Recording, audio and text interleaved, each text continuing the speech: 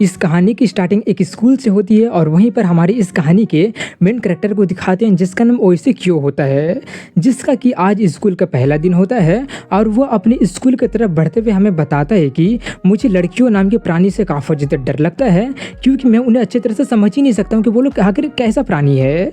जैसे ही वो अपना ये बात पूरा करता ही है कि तभी उसके कंधे पर एक लड़की अपना हाथ रख देती है, जिससे तो उसका स्कूल का पहला दिन में ही फटके चार हो जाती है।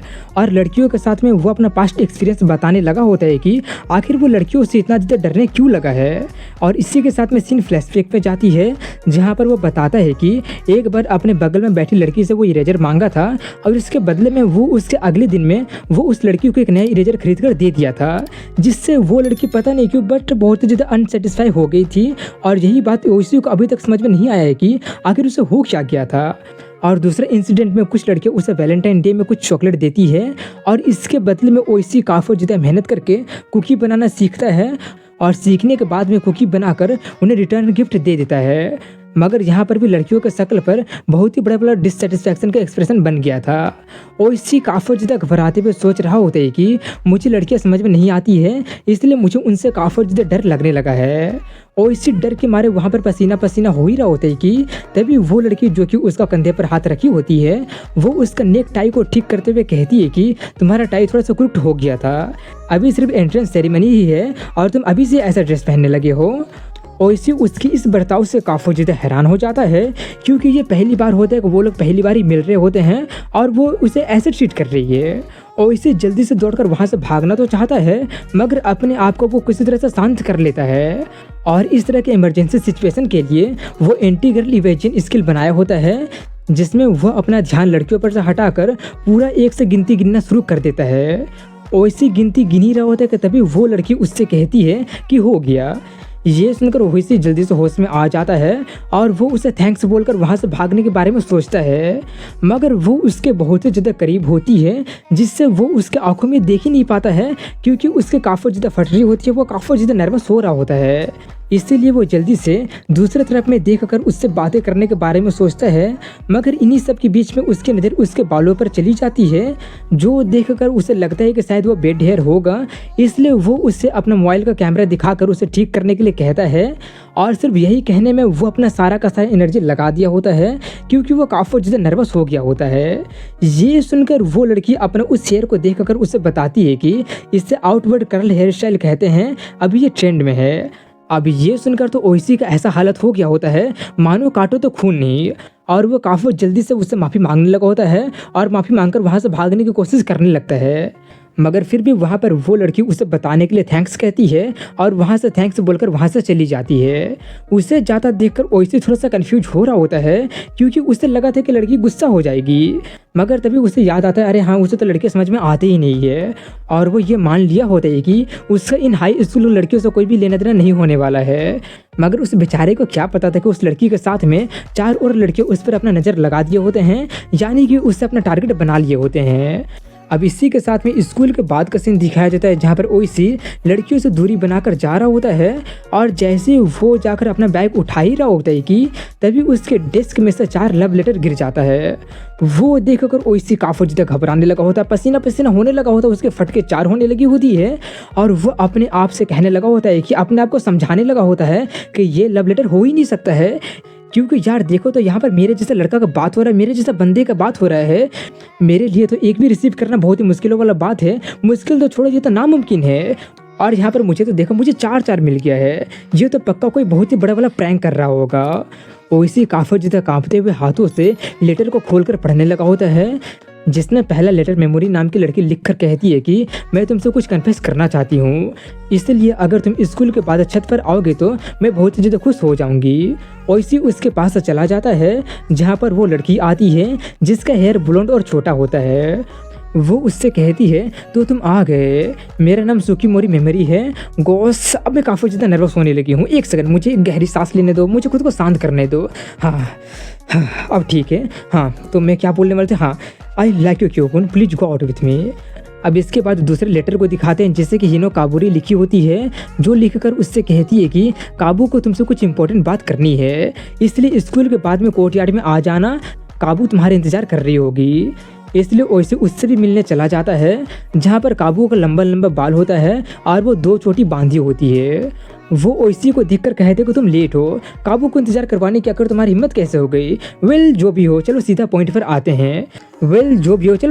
आते हैं। काबू तुम्हें पसंद करती है तो तुम काबू का बॉयफ्रेंड बन जाओ। अब थर्ड लेटर उसे मितोबी मोगू नाम की लड़की लिखी होती है, जो लिखकर उससे कहती है कि स्कूल के बाद जिम के पीछे आ जाना, तुम्हारा इंतजार रहेगा। वो लड़की हुडी पहनी हुई होती है, उसके हेयर का कलर ब्लैक और थोड़ा सा ब्लू होता है। वो ओइसी को देखकर कहती है आने के लिए तुम्हारा बहुत ही धन्यवाद, उस लेटर को ऑथर मैं ही हूँ। तो जो बात मैं तुमसे कहने वाली हूँ, तुम्हें पता है कि मैं तुम्हें पसंद करती हूँ, चलो लवर्स बन जाते हैं। अब इसी के साथ में फोर्थ लेटर उसे किसारागी मूसा नाम की लड़की लिखी होती है, और वो भी एकदम फॉर्मल में लिखी होती है, जो लिखकर उससे कहती है कि मैं आपसे अनअनाउंस लेटर लिखने के लिए माफ़ी चाहती हूँ। मैं इस बात को लेकर अवेयर हूँ कि मैं आपसे कितना ज़्यादा इम्पोलाइट रिक्वेस्ट करने वाली हूँ, मगर मैं फिर भी आपको बताना चाहती हूँ कि मैं स्कूल के बाद में ईस्टर्न स्कूल बिल्डिंग के पास में आपका राह देख रही होंगी। अगर आप अपने समय में से थोड़ा सा वक्त निकाल कर आ जाते हैं तो मैं धन्य हो जाऊंगी। ओइसी उसके पास भी चला जाता है, जो कि बिल्कुल प्रॉपरली ड्रेसअप होती है, यानी कि अच्छे से स्कूल ड्रेस को पहनी होती है, जो देखकर वो अमीर फैमिली से बिलोंग करती लग रही होती है। और वो ओइसी को देखकर कहना शुरू करती है, जिसमें वो बहुत ही ज़्यादा नर्वस हो रही होती है, घबरा रही होती है और सर में के मारे पानी पानी भी हो रही होती है, मगर किसी तरह से वो बहुत ही ज़्यादा हिचकिचाते हुए कह देती है कि मैं तुम्हें पसंद करती हूँ, प्लीज़ मुझे डेट करो। उन्हें सभी से मिलने के बाद में ओइसी स्कूल के बाथरूम में बैठकर काफ़ी ज़्यादा हैरान, शॉक्ड, पैनिक्ड और कांपते हुए सोच रहा होता है कि ये सब तो कोई सेंस बना ही नहीं रहा है, मैं तो खुद को कांपने से खुद को रोक ही नहीं पा रहा हूँ। वो सब के सब सच में कन्फेशन लेटर थे, ये कोई प्रैंक्स नहीं है, नहीं जरूर ये प्रैंक ही होगा, नहीं तो मुझे समझ में ये नहीं आ रहा है कि वो लोग क्यों आके मेरे जैसा प्लेन बंदी को कन्फेस क्यों करेंगे। लेकिन मुझे ये भी समझ में नहीं आ रहा है कि अगर उन्हें प्रैंक करना भी है तो मेरे जैसे प्लेन बंदे से प्रैंक क्यों करेंगे। जो चीज़ें मुझे समझ में नहीं आती है, मुझे उससे डर लगने लगता है। और सबसे डरावनी चीज़ की बात करें तो लड़कियाँ सबसे ज़्यादा डरावनी है। मुझे तो उनसे डरना चाहिए, मगर मैं इस बात को लेकर इतना ज़्यादा खुश क्यों हो रहा हूँ। ओइसी अपने उस सिचुएशन को लेकर काफ़ी ज़्यादा कंफ्यूज हो ही रहा होता है कि तभी एक बुढ़ा उसके बाथरूम के दरवाजे पर चढ़कर उससे कहता है कि प्यार में एक परेशानी आ रही है क्या, मैं हेल्प कर सकता हूँ। एक ठरकी बुढ़े को वहाँ पर देखकर ओइसी काफ़ी ज़्यादा शॉक्ड हो जाता है और वो चिल्लाने लगता है। अब इसके कुछ मिनट के बाद में वो बुढ़ा बाथरूम में काफ़ी ज़बरदस्ती घुस जाता है और उससे कहने लगा होता है कि मेरा नाम कोई वाजूरी केन है और मैं बायोलॉजी का टीचर हूँ। तुम 2 घंटे से बाथरूम में बैठे थे, इसलिए मुझे तुम्हारी चिंता होने लगी थी। अगर तुम्हें कुछ चीज़ें परेशान कर रही है तो तुम मुझसे कंसल्ट कर सकते हो, जैसे कि वो चारों लड़की तुमसे कन्फेस क्यों की है। ये सुनकर ओइसी थोड़ा सा शॉक्ड हो जाता है और उससे पूछता है कि आपको कैसे पता चला और आप हैं कौन। वो बुढ़ा उसे उसका कन्फेशन का फ़ोटो दिखाते हुए कहता है कि मैं स्कूल के कन्फेशन स्पॉट पर नज़र रख रहा था। ये सुनकर तो ओइसी और ज़्यादा चिल्लाने लगा होता है और चिल्लाते हुए कहता है तुम तो कोई ठरकी नहीं बल्कि स्टॉकर भी निकले। वो बुढ़ा कहता है कि ज़्यादा चिंता मत करो, मेरे ये करने का अपना एक बहुत ही बड़ा कारण है और वो कारण तुम्हारा कन्फेस होने से भी कनेक्टेड है। अगर तुम जानना चाहते हो तो मुझे फॉलो करो। ये बोलकर वो उसे अपने ऑफिस में लेकर जाता है और एक 30 साल पुराना वीडियो उसे दिखाने लगता है। वो वीडियो एक कन्फेशन का होता है और वो उसे वीडियो में दिख रहे फीमेल स्टूडेंट पर फोकस करने के लिए कहता है। ये बोलकर वो उसे वीडियो दिखाने लगता है जिसमें एक बंदा एक लड़की से कन्फेस कर देती है। कन्फेशन बिल्कुल सक्सेसफुल हो जाता है और वो लोग किस करने वाले होते हैं और लड़की का वैसा रूप देखकर ओइसी काफ़ी ज़्यादा घबरा जाता है।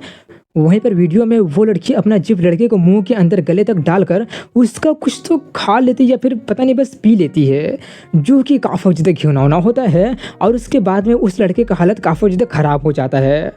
वो दिखाकर टीचर उससे कहते हैं कि हालांकि देखने में वो लोग आम इंसान के जैसे ही लगते हैं, मगर वो लोग लव ईटर है, क्योंकि वो लोग प्यार वाले फीलिंग को खा लेते हैं।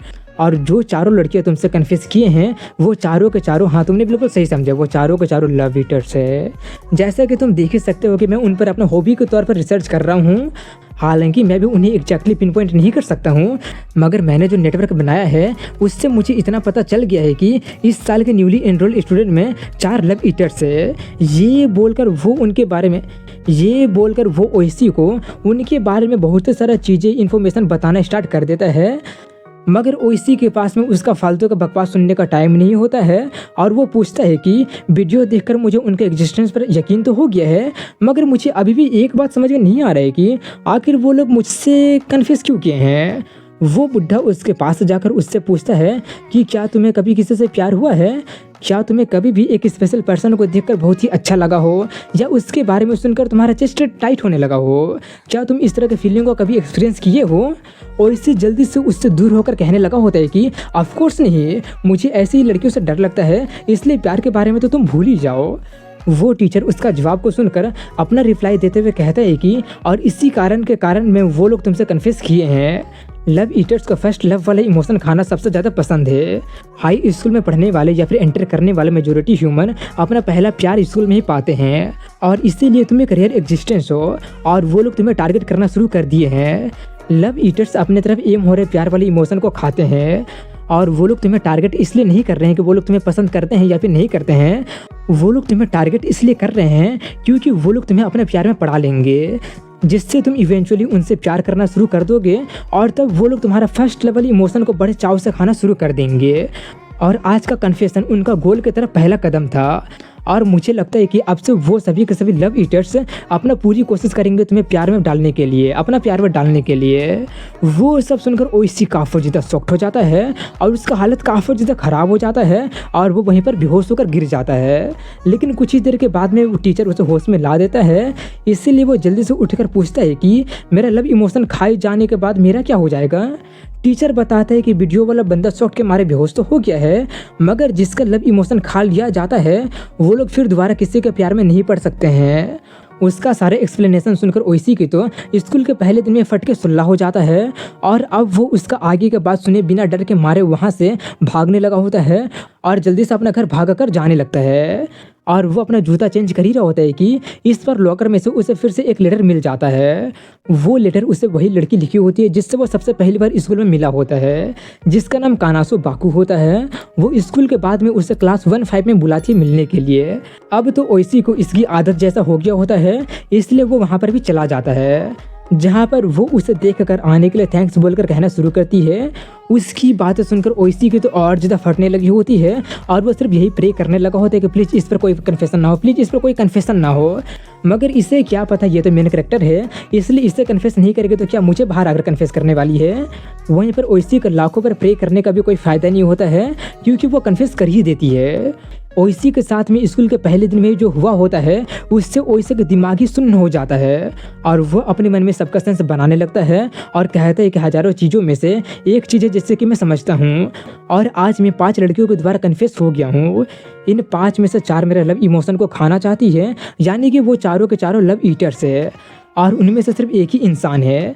कम शब्दों में बोलूँ तो इन 5 में से सिर्फ एक ही पर्सन है जो कि सच में मुझे पसंद करती है, लेकिन इसका मुझसे क्या लेना देना। मैंने पहले डिसाइड कर लिया कि मैं इनके साथ इन्वॉल्व नहीं होऊंगा।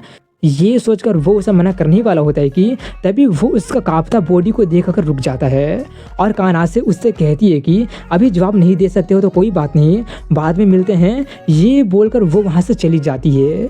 उसके जाने के बाद में ओइसी एक सोच में पड़ गया होता है कि अभी वो काँप रही थी ना, एक सेकेंड, अगर मैं इस पर अभी गौर करना शुरू करूँ तो सुकुमोरी बोली कि वो नर्वस थी। हिनो का आवाज़ भी बीच बीच में काफ़ी ज़्यादा शेक कर रहा था। मिताबे बोली मिताबे थोड़ी सी रेस्टलेस लग रही थी, और किसारागी मेरी आंखों में डायरेक्टली नहीं देख पा रही थी। इसका मतलब जो सच में अपना फीलिंग कन्फेस करना चाहेगी, ये जानकर कि उन्हें नहीं पता कि मैं क्या फील करता हूँ, वो लोग थोड़े से डरे होंगे, नर्वस होंगे या फिर घबरा रहे होंगे। मुझे पता है क्योंकि मैं भी सेम हूँ। वो लोग जो कन्फेस किए हैं उसे करने में कितना ज़्यादा हिम्मत लगता है मुझे पता है। ये सब सोचकर वो अपना मन बना लेता है और 5 लेटर लिखकर सभी लोगों को देकर कहता है कि मैं तुम लोगों को अपना आंसर दूंगा। सीन चेंज होती है और कल का सीन दिखाया जाता है, जहाँ पर वो 5 का 5 रिप्लाई लेटर देखकर उससे बहुत ही कुछ पूछने लगे होते हैं। हालांकि ओइसी उन सभी लोगों को बुलाया होता है, मगर फिर भी उसका हालत काफ़ी ज़्यादा ख़राब हो जाता है। उन सभी लोगों को एक साथ देखकर उनका सभी सवाल सुनकर उसकी काफ़ी ज़्यादा फटने लगी होती है, और वो बहुत ही कुछ सोचने लगा होता है, पैनिक करने लगा होता है, वहाँ से भागने के बारे में भी सोचता है। मगर फिर ये सोचकर वो थोड़ा सा हिम्मत करता है कि जो पर्सन डरे हुए होने के बावजूद भी काफ़ी ज़्यादा हिम्मत करके अपना फीलिंग्स एक्सप्रेस की है, मैं उसके फीलिंग से दूर नहीं भागना चाहता हूँ। ये सोचकर वो उन्हें अपना जवाब देने जाता है, और इसी के साथ में यहीं पर पहला एपिसोड एंडिंग हो जाती है। तो दोस्तों बताइएगा कमेंट सेक्शन में कि कमेंट में ज़रूर बताइएगा कि आपको ये वीडियो कैसा लगा। तो मिलता हूँ अब कल अगले वीडियो में, तब तक के लिए हैव अ गुड डे।